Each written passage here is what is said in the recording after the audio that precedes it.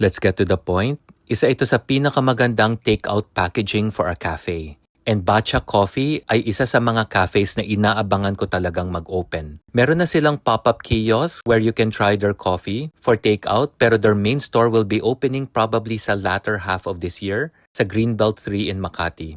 Nanadaanan ko yung board up ng store. Board up pa lang parang maganda na. And let's be honest, this is not a sponsored post. I paid for my order. Shoutout pala sa mabait and magaling na staff nila sa pop-up kiosk sa Greenbelt 3 in Makati. And para hindi na kayo mahirapan, ito ang menu nila. And salamat pala kay Coffee Cup Series for posting about them. If you are passionate about all things coffee, please follow her page for great content. I tried a cup of their coffee. I asked the team anong hindi common sa Philippines and they suggested the Sidamo Mountain Coffee. A cup is 399 pesos and huge respect talaga sa craft ng coffee.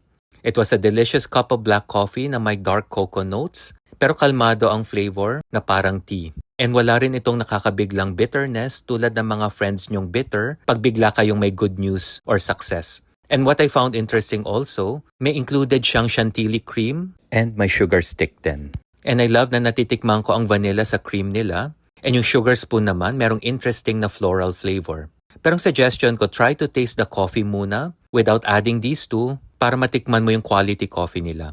Pero halfway, pwede mo na ring ihalo kasi may kakaibang sarap din pala. Overall, this was such a great first taste and experience of Batcha Coffee, so much so that I'm more excited when they finally open this year. Click follow for the next story.